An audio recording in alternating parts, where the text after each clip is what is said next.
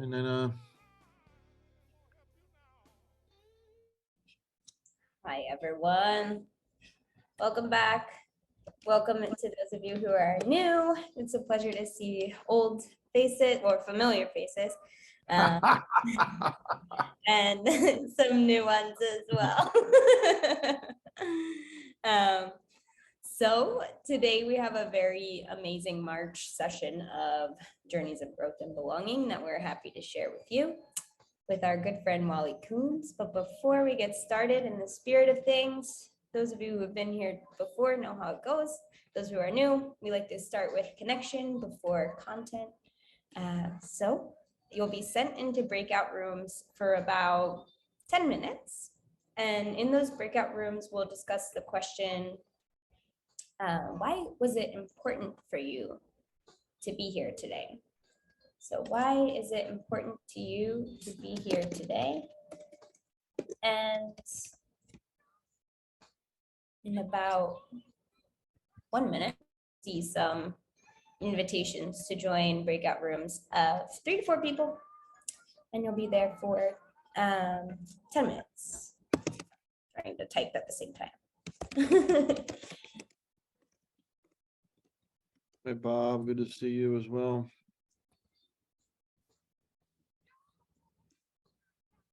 Amazing. Hope you guys had a good breakout room conversation. So what struck you about your conversation today? Anybody can unmute.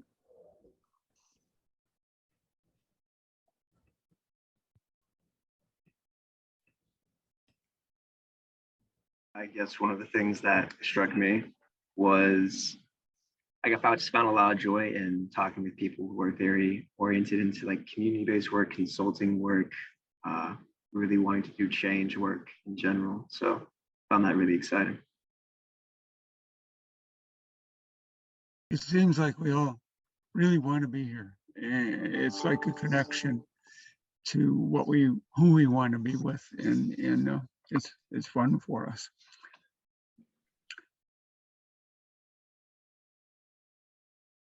I was struck in our group, out of all the groups I've been in one of these, it's the first time that everybody was sort of referencing our history and how our history got us here. We are also celebrating our ages. All Oh, ages. that's talk about history. You can say that again. Ancient.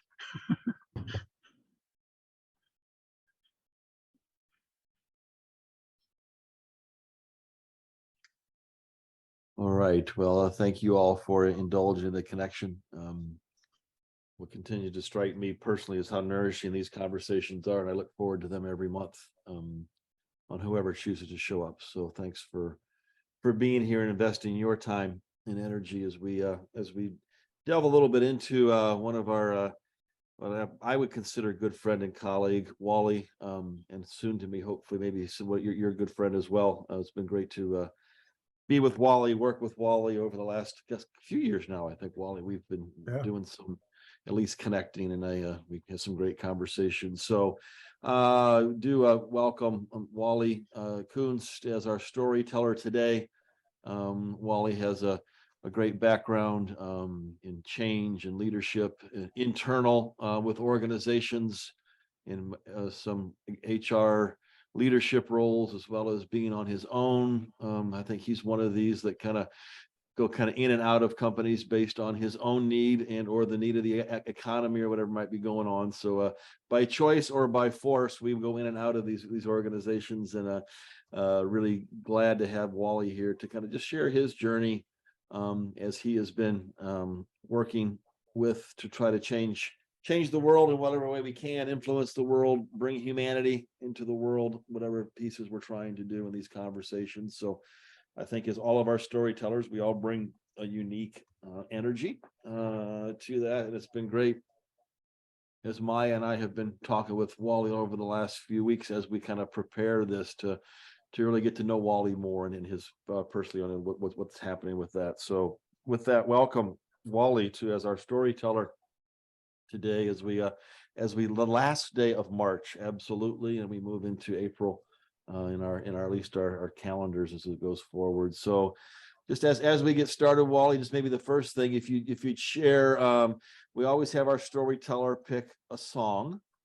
And if you would share with the group what was, if you didn't recognize the song and the artist, Wally, and why did you pick that song for us today? Yeah.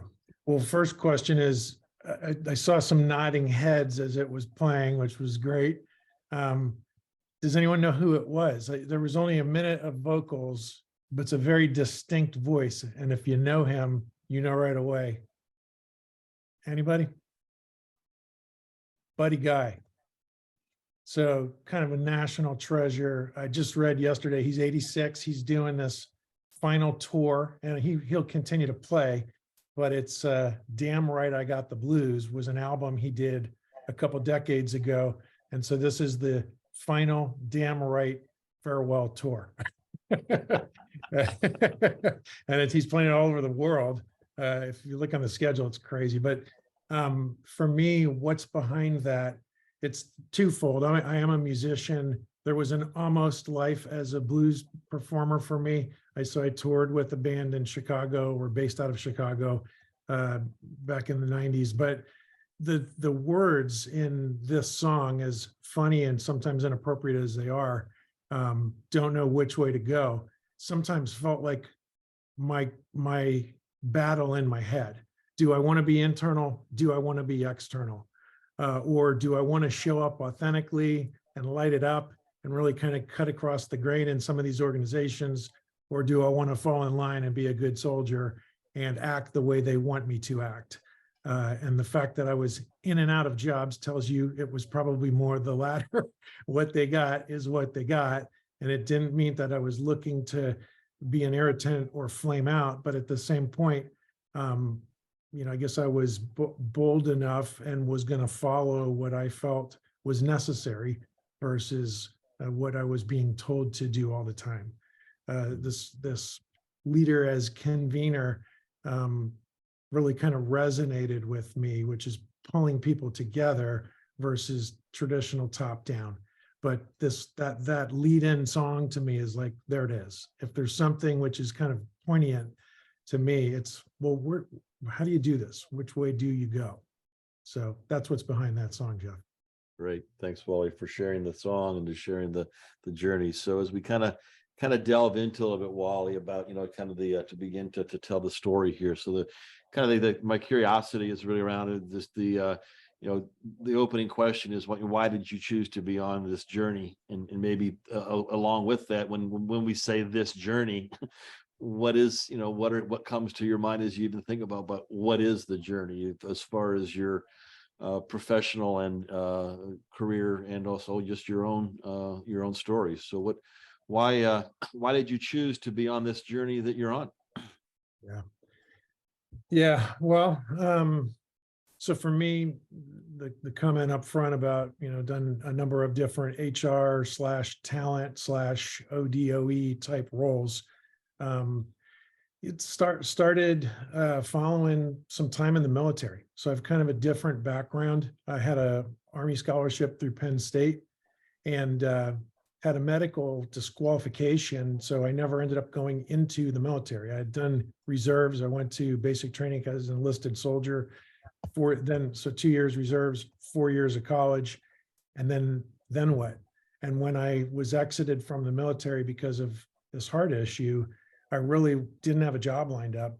Went back, talked to some connections and found a human resources position, and then that kind of started it. And for me, those early roles were manufacturing, field sales, so generalist positions, but I kept encountering opportunities to be non-traditional. And for me, that meant kind of like, even if it's a union site, sometimes multiple unions in one site, I just didn't get hung up on the rule book. When I found employees or shop leaders, union leaders referencing their contract, they would laugh when I would say, put that shit away. I don't want to talk about what the rule says. How do we solve this issue? or how would we run this line? So I guess even at an early stage, I wasn't one to be confined or bent on, but the policy says. It was more about what's practical. And then that turned into, I don't know, several years later, Pepperdine's MSOD program. So Mike Mulholland, if you heard us say hello up front, we were in the same cohort at Pepperdine's MSOD program. And to me, and it's almost 20 years ago now, hard to believe, but that chapter of my life really was what I say changed and catapulted me beyond that. And it wasn't so much meaning from a level standpoint, but we had a week with Peter Block as part of that curriculum.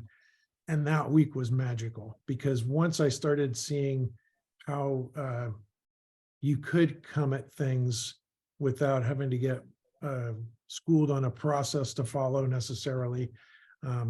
Peter just had a very, very interesting way of seeing how to work with organizations, how to work with people, how to instill and motivate. And that to me was like a key that just opened up another door. So that's a little bit of how the journey started for me. So I just knew there was another way to be, another way to do things in my work life. And that became really the start of something different. And I've never let that go.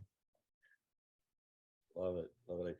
I can't help but think about a military person throwing out the rule book. So, so how, I don't know, is that kind of a, and not oxymoron, but a polarity or kind of something Yeah. living in anything more about that military desire and then also now not wanting to, necessarily follow a rule book? How is that, those things coexisting in your world now? Yeah. I mean, there's that don't know which way to go, right? There it is. So, yeah, I mean, so on a personal note, not only was I in the military early on, but a lot of influence in my family, dad, uncles, cousins, a lot were in the military. And so it was just kind of from every angle, I had this coming at me. My dad was an engineer who owned a bunch of small businesses. I was the payroll. There was a couple others that were helping, but it would have been, I had 4 sisters who were not really involved in the businesses. But the surprise for my siblings was that I didn't stay in Pennsylvania and actively step in and take over any of these businesses. And I said, well, I love Dad. There's no way in hell I can keep working for him. So it was kind of a rebellious thing, but I knew what that top-down directive control, feelings felt. There was just no way I could be satisfied. And so kind of went off on my own and close to the family and never, it's not like I cut the contacts or anything. We're close family. But I just couldn't see myself by choice staying in that environment. So for me, the military, is definitely there's some similarities there about how people are told what to do. Everything is spelled out. The funny thing is, it's kind of a sidebar community, and I was not in special forces, but it's different in that community within the military. They have a lot more discretion on how they operate. So even in that sort of a very hierarchical structure, there are elements where people, I won't go into all the details here, but there's always a choice. And so to me, the choice was leaving that, where I've found that environment in industry, I've sometimes left as well, right? So I want a more inclusive, more engaging, more motivating environment. And oftentimes that traditional do this, chop that, it just doesn't fit with me. So when I have encountered it, I'll first try and say, can I still be myself in this environment? Can I get leaders, peers to flex and maybe take on any of that those traits and behaviors. But at the end of the day, if if it walks like a duck, right? So when I've encountered stuff that just isn't going to flex, sometimes you got to move on. And and I think you've hit on a few of them, Wally, just kind of maybe a little bit more, the specific question of what, as you do reflect on your journey, some other you've talked about, with you working for your father, you've talked about some of the stuff with the MSOD program. Any other you want to expound upon some of those kind of mile markers that has had influences, either have made you kind of pause to think, maybe it shifted your direction or encourage your direction? Just think of the journey as some mile markers along, and either expound on what you've already shared or maybe share some more of those for us. Yeah, I'll tell you the one that really, really stands out. So in my consulting practice, although I do a couple different things, what I really, really enjoy is working with leadership teams on strategy and sometimes kind of strategic team alignment. And it's funny, I bring up Peter again. So there was an organization that for a couple decades, I understand, he was involved in an organization called Block Petrolo Wise Board. They were based out of Jersey. J&J was a key account. And there's a whole treasure trove of things that we talked about in that Pepperdine class. That company had a business manager named John Dupre, who is now retired, but John most recently ran ODOE for Mattel out here in El Segundo in California near LA. And I had taken a course about the same time as Pepperdine audited a course that John was teaching. I think it was Antioch University.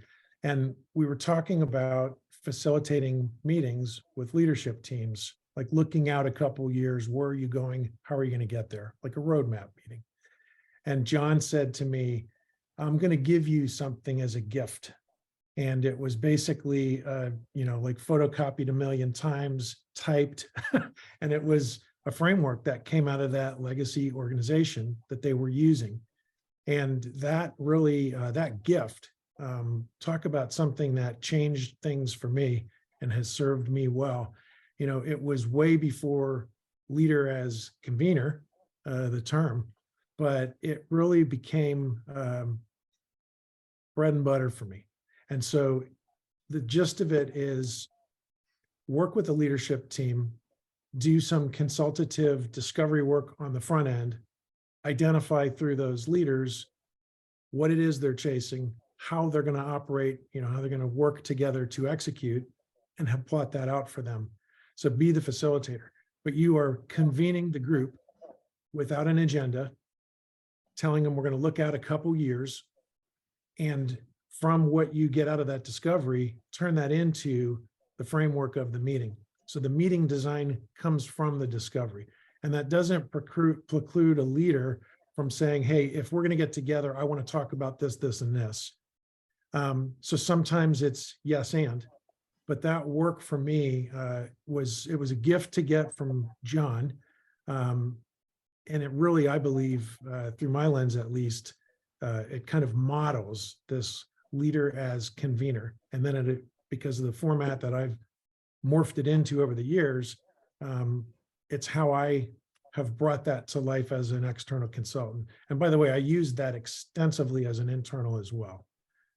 So it's both. It has fit me very well. Been doing that now for more than 20 years.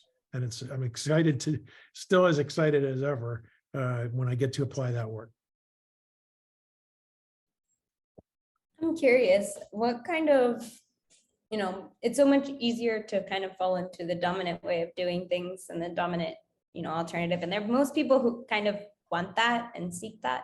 So what kind of resistance do you run into the most when you try to shift to this kind of more leader as convener alternative way of leadership? I mean, what comes to my mind right away, Maya, is it's a terrible tagline. We don't do it that way here. I can't tell you how many times I've encountered that at J&J, as one example. Oh, no, we don't do it that way. Well, I guess that's why my stint was about 3.5 years there. We've been in business for 100 years. We don't do it that way. Okay. So to me, when I encounter that sort of a response, again, it's not like eject isn't my natural, it's not my immediate reaction. Because I really do think there is an audience that is going to be curious in most organizations, even when it's that traditional, heavy existing culture. But sometimes it takes a little while to find that audience. But the resistance that leaders, besides just saying it outright, oftentimes you have somebody who is heavy results oriented, and they're just focused on that quarter, that fiscal year, being able to tell that story, and they want something which is immediately productive versus something that is going to change the direction sustainably. So that's, I think, probably one of the most common resistors I get. And again, some leaders can look past a rolling 12-month, some can't. And that's hard to deal with, but that's the reality often.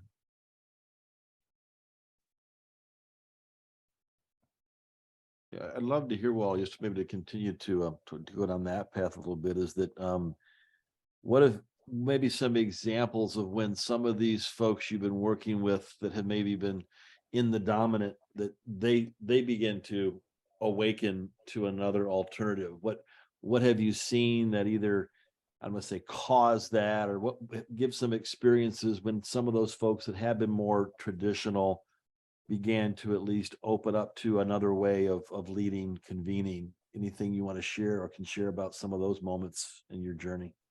Yeah, and this may seem like a real silly example, but it's a practical one, and for me, it was productive. It panned out. So I was it's a couple jobs ago. The segment that I supported was about $3.5 billion in a portfolio. So 7 global business units and then some service organizations attached. And the deliverable was talent planning, succession planning, if you want to call it that. And so the process that we had always used, that I was directed to facilitate, deliver, was, put together this slide deck from hell. And it was going to be, 9 verticals.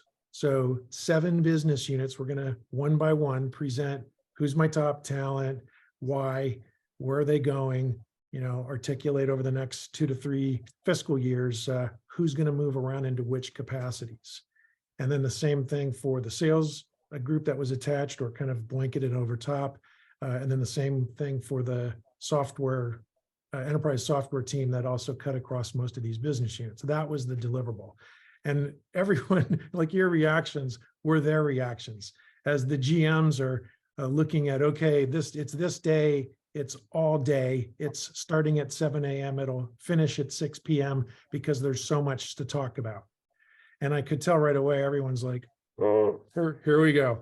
And so I had suggested to the president of the segment, I said, look, I've got a different approach to this. We keep talking about how we want to plan for the segment versus all these verticals. Let's change the conversation. And he said, what would you do? I said, I'd put a piece of butcher paper up on one wall. Everyone's got the slides. So everything we're being asked to do will be done. It's in the notebook. But I said, you keep talking about moving talent from this business unit to that business unit, maybe pulling somebody out of sales and putting them in a business unit and so on. I said, just change the conversation. Pull the leaders together and trust that we can figure this out. And so long as I give them that heads up in advance, I think people will play nice. They're not going to protect and talk about my top talent. We'll start talking about our talent. And then, by the way, if the other segment has people that we'd like to get for cross-pollination, whatever, that's in game too. That's in scope too. It may not be in the room, but that doesn't preclude us from having that sort of a conversation. And his response was, I don't know. I don't think they would go for it. I don't know, maybe next time. which did not sound like a hard no to me. It wasn't hell no. It was, well, maybe next time. So that was good enough for me. So basically, he shows up in the room. I had tipped off the GMs, hey, we're going to be talking about each other's top talent, just so you all know. So when we come in, my butcher paper's up on the wall. The top talent sheets from each of the 7 groups and the 2 ancillaries were all on the wall. Everyone already had everything in there, all the decks in their laptops. And so Tom looks at me and just starts shaking his head because he knows I did it. And the conversation starts. And so within probably the first hour, the general managers were circling stuff and drawing an arrow over to this. I mean, and it wasn't about me, but it was definitely leader as convener. Trust that we knew what the topic was, we had the right materials to work with, and it got us off the page. I compare it to musicians when they stop reading the music and they just start playing together. And so that's how it felt to me. It really did change the conversation. It put us on a path where we put an 18-month plan together to swap the top 2 GMs, to swap their leaders of sales. And that started us down a journey where we became a segment rather than 7 verticals. So that's a long-winded answer, but that was one of those examples where it's like I followed my instincts. I applied leader as convener, and they not only did they play along, but it took us to a whole different place. And that company was acquired about 3 years after we started that journey. We redesigned the segment. 2 of the business units, these are $1 billion each. 2 of them kind of came together. The brands stayed the same in the market, but they went to market. The go-to-market model changed completely. And it wasn't an easy transformation. A lot of people were, loyal to those companies for 30 plus years, but it really took, they became medication management rather than Pyxis and Alaris. They had so many common touch points, it changed a lot. Nice. Curious, Wally, is it a great example? I think it's a way that, as we convene smaller groups, bigger groups, and leaders, and we interesting when we convene other leaders as well. Did or how did your relationship change with that leader after you broke the rule book a little bit or moved? Did anything shift as you continued to work with that particular person? Yeah, I mean, we remain friends to this day. It was hilarious because, like I said, about an hour into that exercise was the aha. I didn't have to sell it. He saw how they changed the interaction across those general managers. And he said to me, Roger was my boss, is Roger in today? I said, yeah, I think he's here. And he goes, all right. He says, you guys keep talking, and he leaves the room. And in comes my boss. And then Tom says to my boss in front of all these executives, he says, look, Wally ignored me. What we're doing right now is a different process. And I think this is best in class. You should do this, whatever. It was one of those things. And then it gave me the confidence to continue to try things differently with that segment team and just in general. And we did. So it kind of opened a door. There were at least 2 other things on his watch that I did with a very similar approach. So yeah, it really opened up a lot of possibilities with that leader, that crop of leaders, that organization. It was one of those fits where had that company not been acquired, I probably would still be there because I really felt like unlimited with what I was allowed to try in that job. But behind the acquisition, the acquiring company was more traditional, and it was almost like a J&J thing again. And by the way, I continue to work with that organization consulting regularly. So but it's evolved considerably. So there's such a playfulness in your voice as you tell the story, Wally. You get that freedom to play, right? That's just I think that I personally, that's what I yearn for as well. I would think many people want that freedom to play without so many constrictions that we lean into. So wonderful. Kind of moving through the journey as well, Wally. You shared some milestones along the way and those type of things. What have maybe been some things that have surprised you, or really aha moments, either maybe a pleasant surprise or maybe sometimes and maybe not so pleasant surprise as you've been influencing others, convening others in your journey?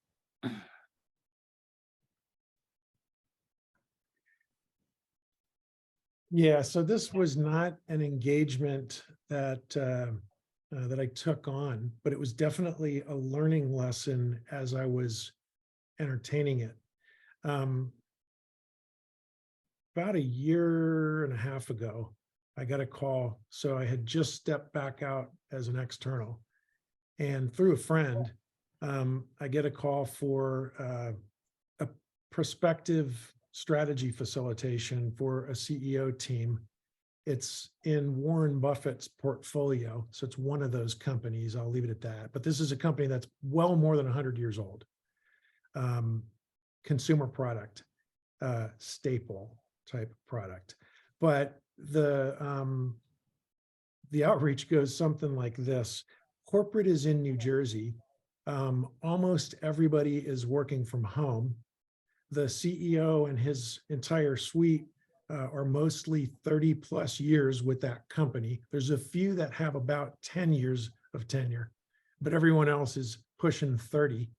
And the CEO is stomping on his desk because people aren't returning to the workplace because he wants them back in the office. We need somebody to help reshape his thinking. There's dissent in the leadership team because some understand why people are reluctant and think we should change the work model, but he wants them back in the office.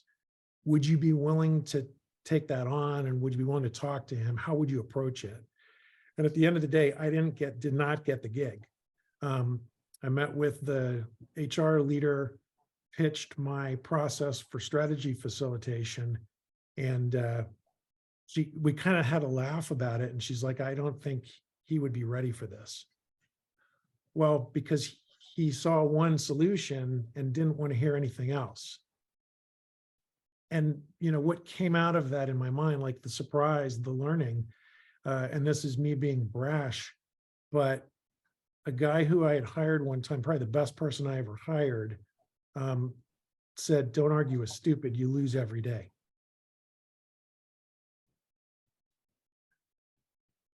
And that's exactly where it was. It's like, you know what? You have permission to pass on jobs when they don't fit.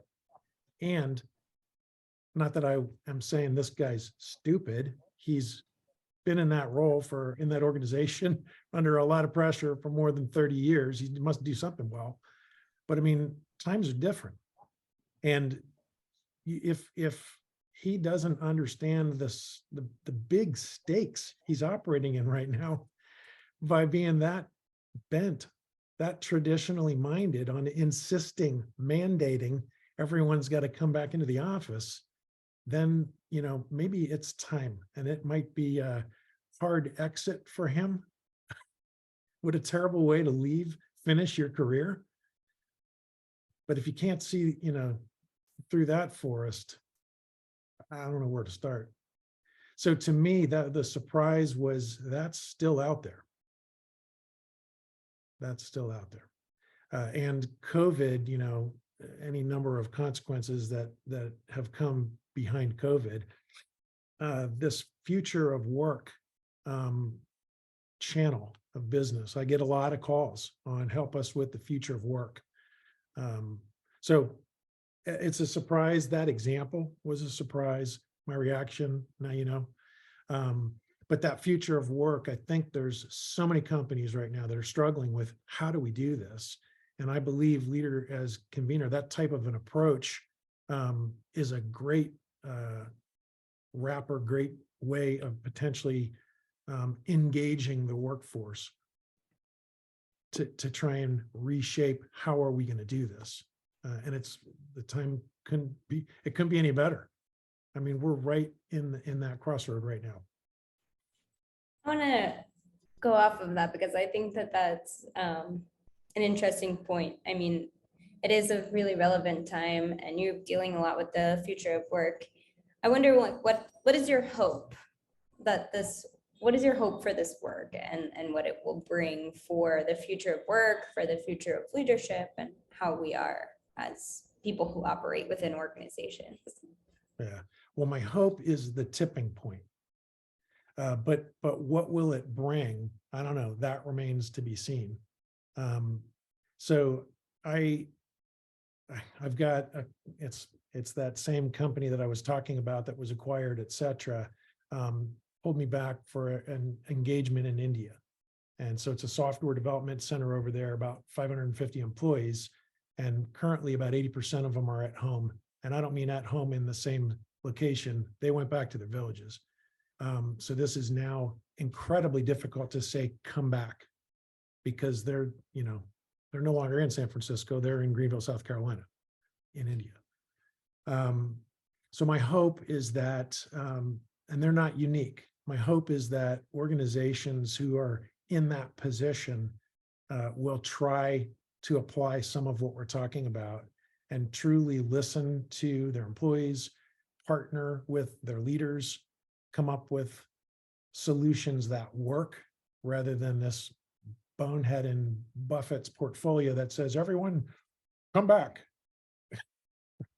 Right. So that's my hope. My hope is that this has been enough of a disruptive change that at least on this work stream, there's an opportunity to apply some of these approaches and see if it can take hold.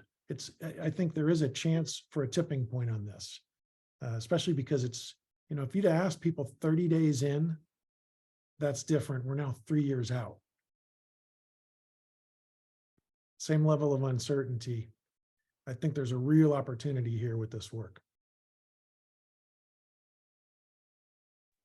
I agree. So I'm excited if you can't tell. I hope I'm not coming across as hard on this, hard driving. I'm actually excited with the gray that comes with this scenario, not knowing the answer and trying to figure that out in an engaging manner versus kind of driving it top down.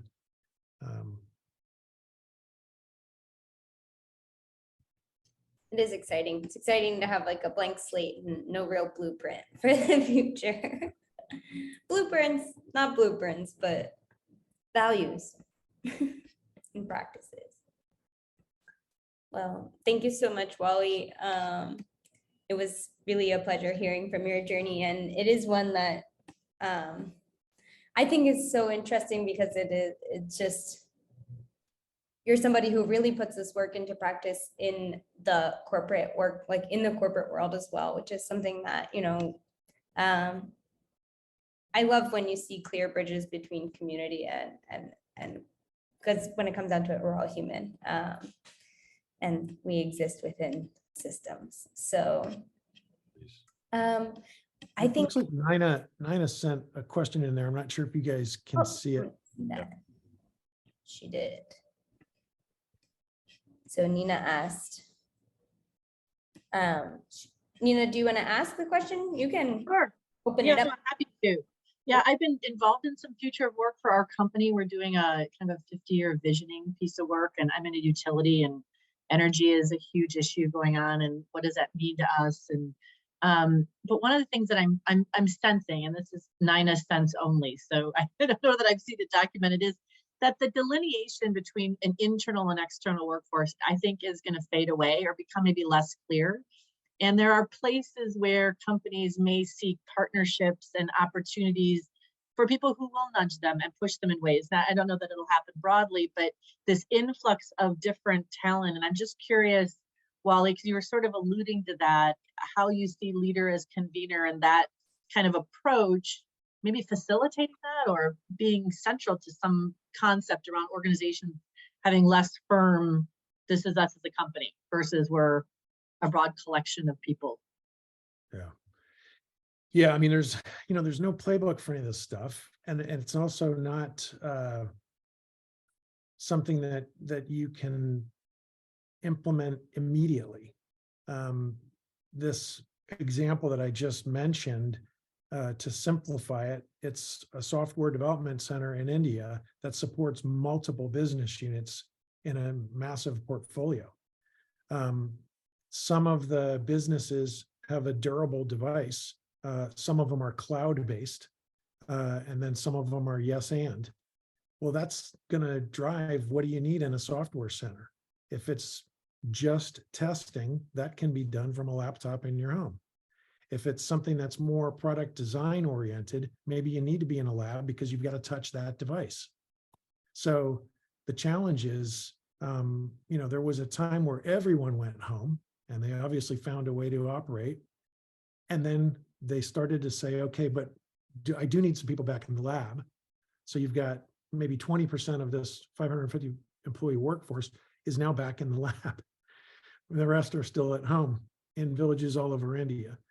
So you can't just snap your finger on this one. They don't all need to come back, but you may have, I look at it like a musical chairs puzzle. You may have some people in the wrong chairs. And what's the path to get them where it meets the needs of the employee and the business? So when I have been talking with that leader, I said, look, this could be like a 2 to 3 year exercise to get that right. You can't just sell, it's not a yo, people aren't yo-yos. You can't say, come back. I know you're in Bangalore, but come back. I don't have an apartment anymore. I don't have a lease there and I have no interest in coming back. Okay, then it sounds like you're not in the lab. So, but I don't want to lose you. I do have other work, but I need to maybe migrate you into that other work stream, that other project. It's not going to happen this year. How are we going to do this? Right. And that's one person, that's one business, and there's many. So to me, how do I apply what we're talking about in that scenario? Well, again, I need to map it, help them map it out. Where are people in the right buckets? Is there misalignment?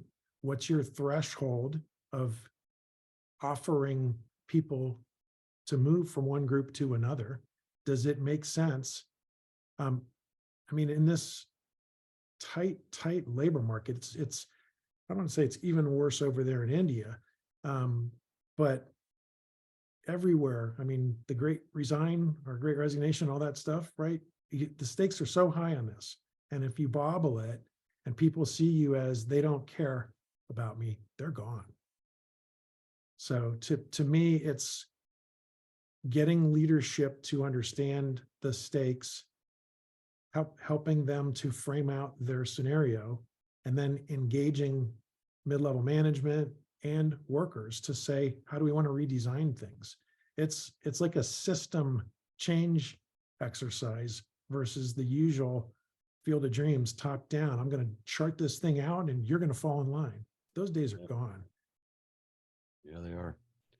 All right. So just to keep our process rolling forward, I think a lot of nods and going on. We're going to go to a short breakout for about 8 minutes. And in your breakouts, just have a discussion, share what struck you as you listen to Wally's journey. And then we'll come back into the main groups for some more large group kind of interactions and thoughts through that. So just we'll go to the breakout rooms for about 8 minutes.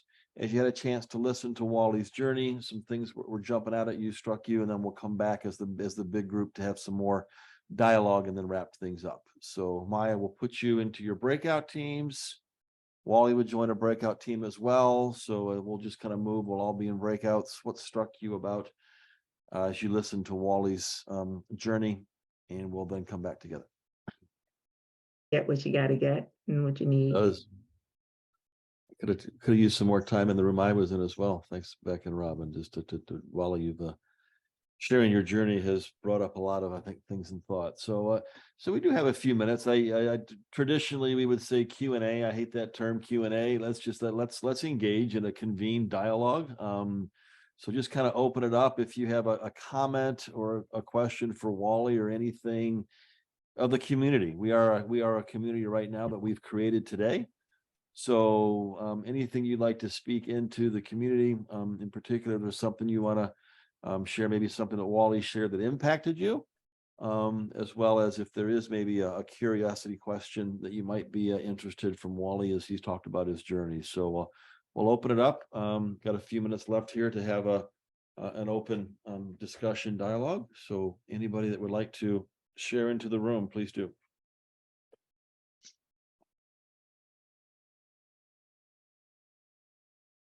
Okay, so one thing that I'm curious of for the room and Wally, my group, my little breakout room was especially inspired by how adaptable you are, but also the groups that you help facilitate and help lead in the style of convener.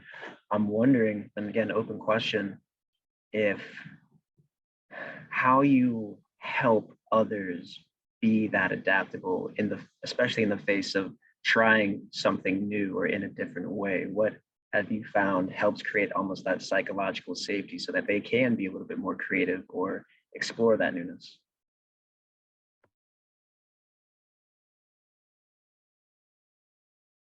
Anybody want to jump in on that?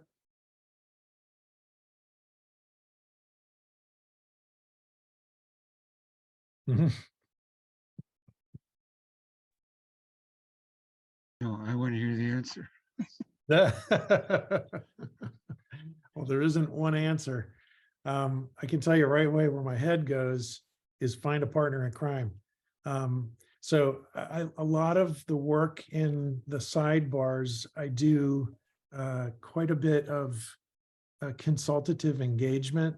And then in the meeting, there's nothing wrong with pausing and saying, let's take 15 minutes, full stop. I need to see you too. Go in the hallway and then kind of encourage them to show up on this one. So in other words, it's not me just trusting the gods that everything is going to happen in the room. Sometimes you do have to help things along a little bit. And then the other times is, there is, it's not at all uncommon to you finish stuck. Now, if you're lucky, it's a 2-day meeting and you come back in the next day and have that possibility to restart all over again. But it's not always tidy, the work we do. So to me, and I've had things that even behind a 2-day engagement, I won't say didn't land well, but it didn't land to me satisfactorily to me because it was a big change and it felt like we started. But sometimes the work that's good enough. So that would be my quick answer. I hope that isn't too trite. I have a question. Okay, this convening, leading as convening, and okay, you just came up with this flip chart as opposed to the structured PowerPoint and all the silos and all that. Is that leading? Is that typically? It sounds so simple. Is that typically how it starts? That's my question. Yeah. Funny when you say it sounds so simple because that's the way it seemed in my head as well. It was just a piece of butcher paper, put it out, right? Field of Dreams, they'll figure it out. Not always, right? So sometimes you are refining something more than you're starting over. But I guess I'm not I like that word that you guys threw out, adaptable.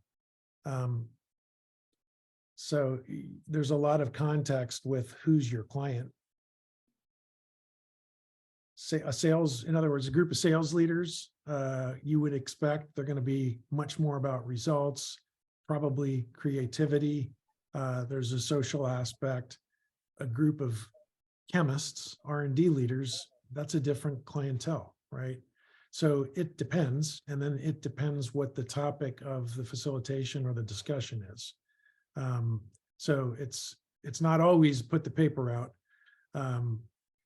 And in fact, I had one CEO that said, "Don't you dare show up with those effing dots."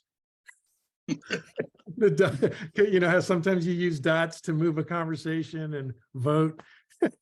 Don't you put, like, I was like, okay, Dwight, sorry. So I knew, don't show up with the dots, right? So sometimes it's a silly example, but it was symbolic to him. I guess he had a bad experience with dots, God forbid. Color coded dots. Yes, That's they were. Well, Wally, what I liked most about your intervention was really simple, is because if they had done it like they had done before, they were just going to talk at each other. They weren't going to talk with each other. And all you did was remove structure so that they could actually have a dialogue and a conversation together and actually engage with each other and get to know each other and develop relationships. I mean, so sometimes that's what you have to do, is you have to take structure away to allow that, not add more structure to force it. Amen.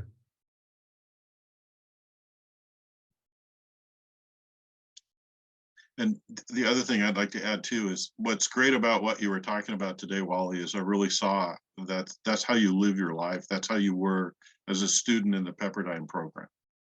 So the things that you're talking about today are actually very authentic, in my opinion, because it's really who you are. It's really cool to hear these things. So thanks Speaking for of the sharing. Pepperdine program, I have a question for you. Do you guys know David Marquardt at all?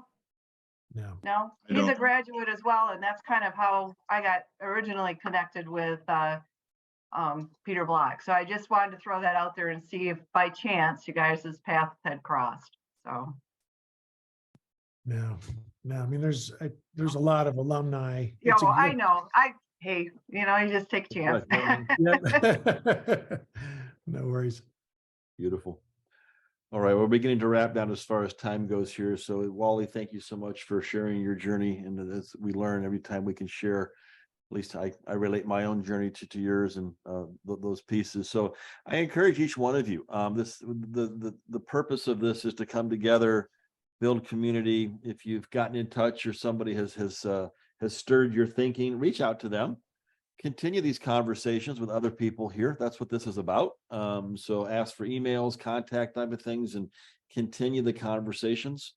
You don't have to wait once a month to have this all these people together, convene some things on your own. And it could be a convening of two people as well as more to continue to learn as we go forward and through. So it's a matter of just figuring out what the next pieces are as we go forward.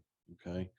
Maya has put a link into the chat, a little bit of a marketing piece for us in design learning. We have developed Leader as Convener as a workshop. We've had several sojourns into this. Some of you have been part of the longer programs. We've had the master class in the past, an 8-session master Leader as Convener session. This is a 3-session geared to help have the experience and also give the tools so you as a leader, formal or informal, can convene others using some of these skills, in particular the 6 conversations work that Peter has shared with the world in his community book. So just a way, if you're interested to learn more about that, please reach out. There's many other areas to convene in different forums. So with that, I would just say thank you for your engagement. Thank you, Wally. If you're curious to learn more about what Wally's pieces are, reach out to Wally or any of us. And if you're new to the group, we hope you come back next month.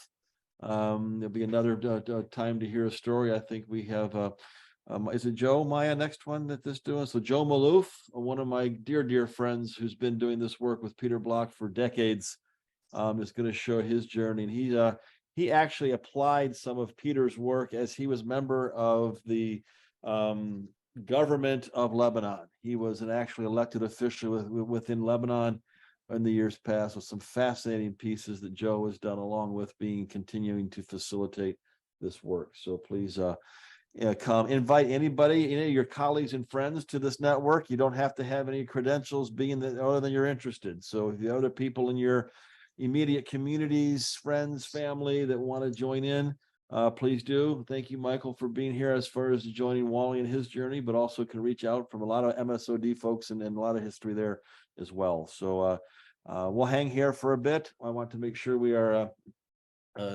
look at the time as our time commitments go. So thank you, partner Maya. Continue to love working with you. Thank you again, Wally, for taking the time to share your journey and many more wonderful milestones on our journeys to come. So everybody have a great weekend.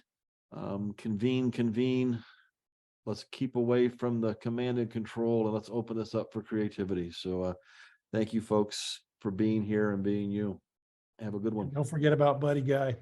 Thanks, Buddy everyone. Guy. I gotta find out where I gotta find where that tour is coming. I Thanks, gotta go everybody. see Buddy again. So Thanks, everyone. Have a thanks, wonderful. guys. Bye.